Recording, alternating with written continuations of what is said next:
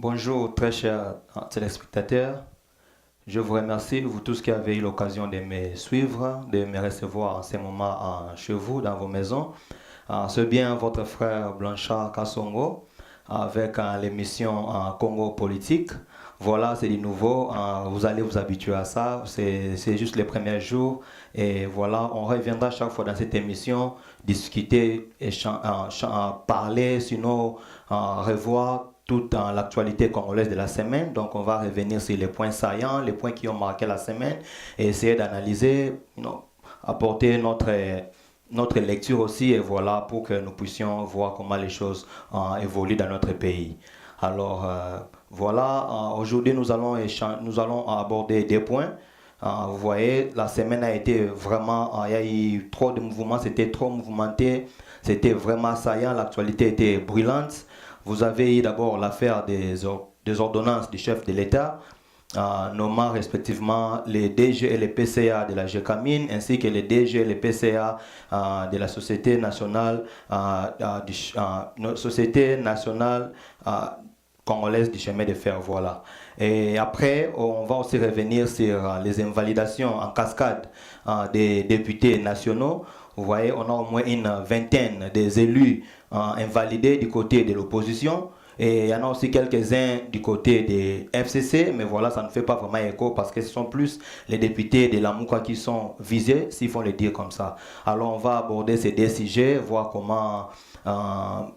voir sinon comment les problèmes se présentent et voilà quelle est sinon la solution à ces problèmes, quoi. Ou voilà, qu'est-ce que ça va donner, parce que vous voyez, avec notre pays, les choses changent tellement à tout moment. Vous vous réveillez chaque jour, voilà, vous avez des situations. Et avec ces deux qui ont marqué cette semaine, on ne sait pas en tout cas de quoi sera faite la semaine prochaine. Alors sans plus tarder, on va commencer avec les premiers points. C'était sur les ordonnances du chef de l'État. C'était la semaine passée où on a eu une série des ordonnances nommant les mandataires publics. Nous avons eu M. Albert Youma qui a été reconduit au poste de PCA de GECAMIN, et aussi les DG qui vient sinon du côté au moins de l'opposition, disons-le comme ça. C'est lui qui sera le DG. Et nous avons aussi aux côtés de la SNCC, les PCA, c'est Gabriel Kyungwa Kimwanza qui va prendre le poste de PCA. Et nous avons aussi les DG Moutombe qui vont gérer avec Kyungwa Kimwanza. Alors, qu'est-ce qui a provoqué la tollée? Parce que les ordonnances ont été signées et aussi rendues publiques à la chaîne nationale. Et il y a eu des réfifis, des problèmes ont commencé, disons, déjà la semaine qui va suivre. Nous allons voir au niveau de l'hémicycle, il y a eu une motion incidentielle. Au niveau de la chambre basse de la Parlement, nous avons le député Nawej qui sera sinon l'auteur de cette motion. Et prenant la parole, il a outragé, selon les uns, ou sinon déplacer ses propos en traitant le chef de l'État d'inconscient en signant ses ordonnances. Or, s'il faut revenir, nous allons déjà expliquer au début, les ordonnances du chef de l'État ne sont pas traitées ni discutées au niveau de la chambre basse du Parlement. Vous voyez, parce que le chef de l'État n'est pas comptable ou sinon redevable devant les élus nationaux. C'est plutôt le chef du gouvernement, le premier ministre, c'est lui qui doit répondre devant les élus nationaux. Mais voilà, ce point n'a pas été apprécié du côté des caches ou de la population, parce que non seulement que les députés ont outragé le chef d'État, mais aussi ils ont voulu débattre sur les matières, en tout cas qui ne sont pas les leurs. Parce que l'Assemblée nationale, d'après la Constitution, il y a des matières qui doivent être traitées. Et les matières concernant les ordonnances ou ce qui relève de la présidence, en tout cas, elles ne sont pas discutables au niveau de la chambre basse du Parlement. Et le problème qui s'est posé, c'était que la présidente de l'Assemblée nationale, Mme Janine Mabunda, voilà, elle qui est censée assurer la police débat, elle devait normalement stopper les députés Charles Nawej, parce qu'il ne devait pas, en tout cas, prendre cette motion incidentielle, surtout quand il s'agit de, voilà, des matières du président de la République. Mais voilà, elle a laissé faire. On la traite de complice, on dit que c'était déjà quelque chose qui était bien concocté, qui était bien monté, parce que vous devez savoir, le FCC en tout cas, ne sera pas du tout content de voir, disons, le président de la République réussir. Parce que si le président réussissait son mandat, on dira que voilà, toutes les 18 années passées ici, vous n'avez rien fait. Mais voilà, celui-ci, il n'a fait que 5 ans et voilà ce qu'il a fait. D'où il y aura toujours des crocs à jambes, il y aura toujours des pots de banane, juste pour empêcher les actions du chef de l'État.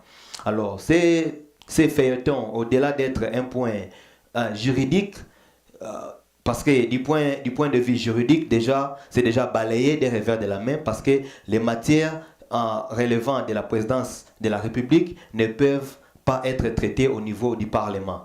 Et il y a aussi l'aspect politique dans tout ça. Maintenant, d'où viennent des frustrations ou sinon, d'où vient ces tollés? C'est parce que les FCC estiment que le chef de l'État devait au préalable les consulter pour cette série de nominations. Et je pense que c'est la chose qui n'a pas été faite parce que le chef de l'État a usé de son pouvoir discrétionnaire, voilà, il a procédé à ces nominations.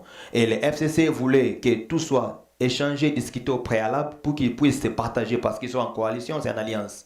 Mais bon, voilà, le chef de l'État va utiliser ses prérogatives et il va procéder à la nomination sans consulter les sociétaires du FCC.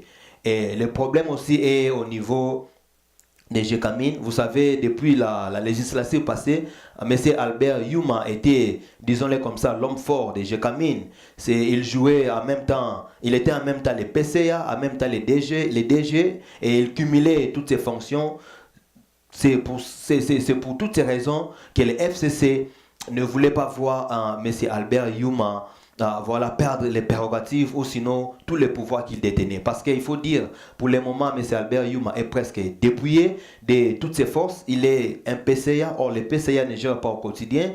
Il est juste là, voilà, le président du conseil administratif. Mais c'est le DG Salama qui sera... qui va sinon gérer l'entreprise au quotidien. C'est lui qui va assurer la vie de l'entreprise, quoi. Alors les FCC ne voyaient pas les choses de cette manière. Ils voulaient peut-être que Yuma détient toujours le pouvoir qu'il avait avant. Il continue à avoir la même mise sur le chef de l'État, sur la GECAMIN, parce qu'il faut dire, Yuma reste encore l'homme fort des FCC et c'est lui-même les bras séculiers de Kabila. Il est loyal au président sortant Joseph Kabila, et voilà, le FCC voulait qu'il soit toujours maintenu, qu'il puisse détenir tout le prérogative qu'il avait avant, et voir le chef de l'État les déboulonner et placer la personne autre qu'Albert Yuma. Voilà, c'est ce qui a provoqué voilà, cette olé ou toutes ces frustrations au niveau du FCC. Et aussi un autre aspect, c'est celui des nominations au niveau de la SNCC. Les membres du FCC n'ont pas apprécié ou n'ont pas aimé voir Kyungu Wakimwanza devenir le PCA de cette entreprise parce que selon eux, Kyungu ne fait pas partie de la coalition Cash FCC, c'est quelqu'un de l'Amouka ou sinon de l'ensemble de Moïse Katumbi, et les membres du FCC n'étant pas en odeur de sainteté avec Moïse Katumbi, voilà, ils ne voulaient pas voir les proches de celui-ci puissent aussi avoir un poste aussi juteux que celui-là. Voilà le nez des problèmes. Il y a maintenant des frustrations. Il y a aussi Fabien Moutombe qui est un ancien député national, membre de l'IDPS. Voilà, c'est lui qui sera le DG de cette entreprise étatique. Et voilà d'où part tous ces problèmes que nous sommes en train d'observer, que nous sommes en train de vivre ces derniers temps. Alors, maintenant, on ne sait pas où est-ce que ça va aboutir, où est-ce que ça va nous amener toutes ces guégueurs, parce qu'ils sont en coalition. Ils devraient en principe aller voir leurs partenaires, échanger, peut-être lui faire voir des frustrations ou sinon leurs déshydratats. Mais voilà, ils ont voulu amener ça à la place publique ou au niveau de l'Assemblée nationale. Et voilà, ça a provoqué ce qu'il y a, parce qu'il y a eu des conséquences. Au-delà de toutes ces émotions, tout ce qui s'est passé, nous avons eu des conséquences. au début de la semaine, vous avez remarqué, il y a les combattants des l'IDPS qui ont pris d'assaut dans les abords du palais du peuple. Voilà, les députés n'ont pas siégé les lundis là, c'était vraiment chaud. Il y a eu, bien qu'on n'a pas signalé des cas majeurs, il n'y a pas eu des couacs, mais sinon les députés n'ont pas pu siéger comme ils ont l'habitude. Et après, ça s'est pas arrêté là, c'était pas seulement à Kinshasa. Les jours suivants, on a appris qu'à Lubumbashi, on a même saccagé les sièges du PPRD. Voilà, la colère avait monté d'un cran et voilà, c'était vraiment chaud comme vous avez remarqué dans des images qui ont circulé sur les réseaux sociaux. Et puis ça ne s'est pas arrêté, c'était même au niveau de l'Omami, c'était encore où c'était presque partout dans les territoires nationaux. Et les jours, je crois que c'était le mercredi, vous avez remarqué aussi la réplique, la réplique sanglante sinon des jeunes du PPRD qui ont aussi ont pris d'assaut la rue parce qu'ils voulaient aussi prouver que voilà, ils sont là, ils se disent qu'ils ne vont pas se laisser faire.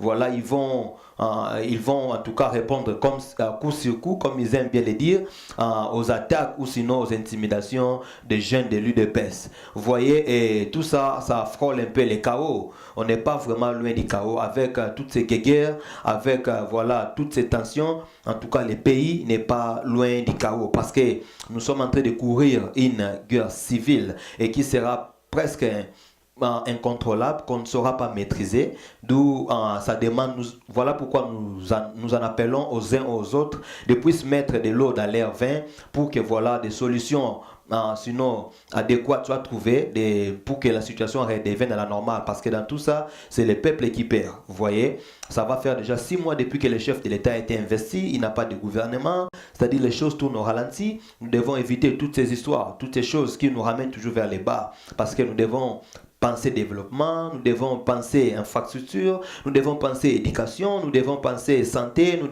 il y a pas mal de défis qui nous attendent, que nous devons relever. Alors, passer le temps en train de vivre ce que nous sommes en train de vivre actuellement avec notre classe politique, en tout cas, ça ne profite à personne, surtout pas au peuple congolais.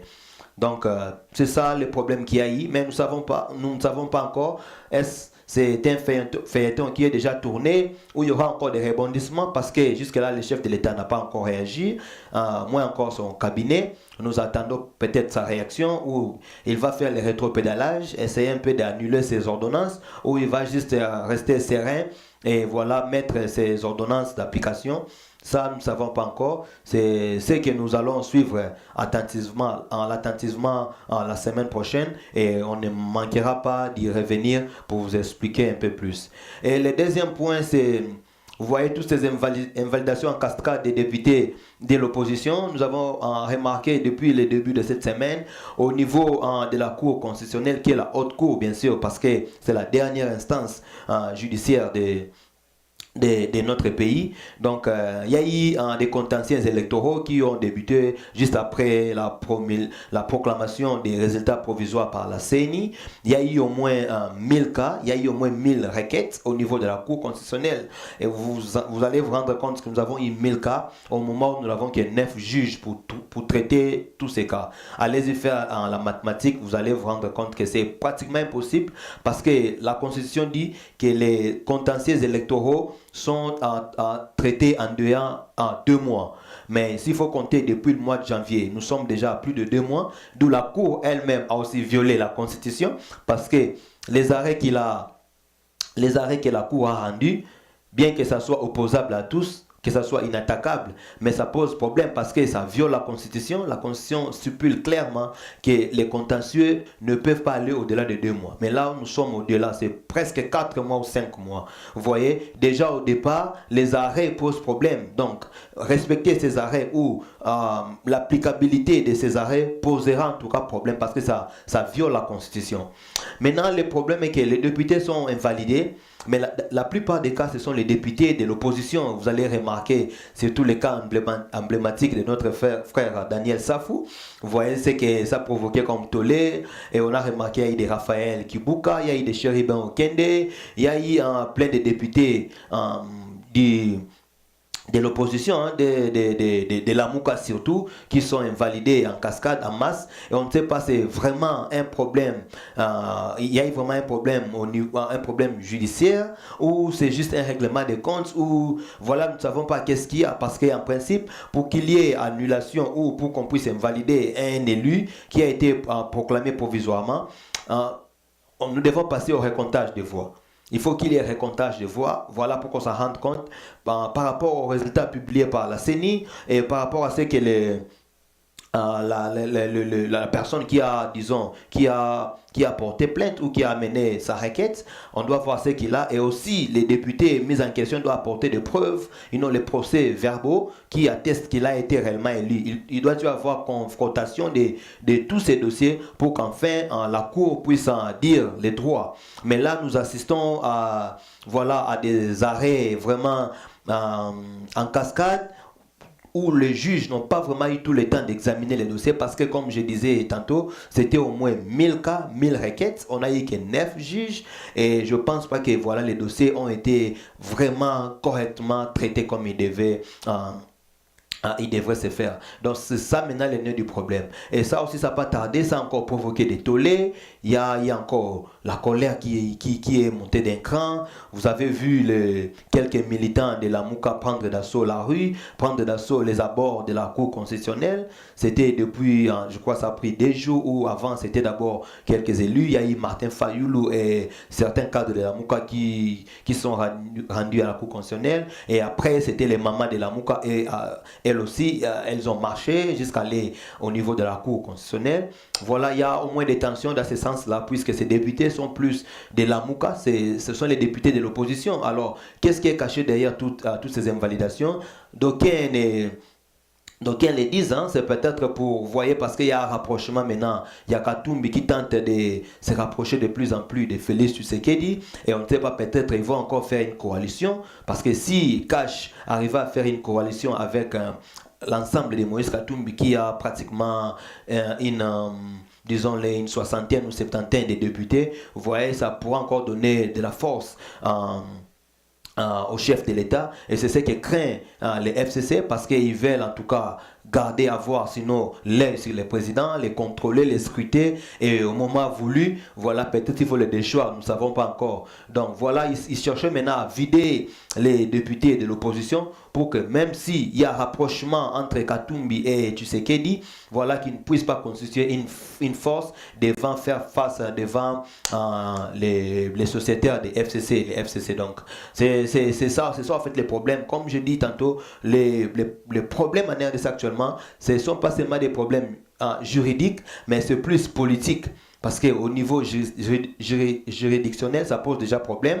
Il y a violation de la Constitution, même pas c'est censé. Voilà, donc, voilà, on va revenir sur ça la semaine prochaine. On va voir ce que nous pourrons. Voilà, on va voir ce que ça va donner la semaine prochaine. On va encore suivre.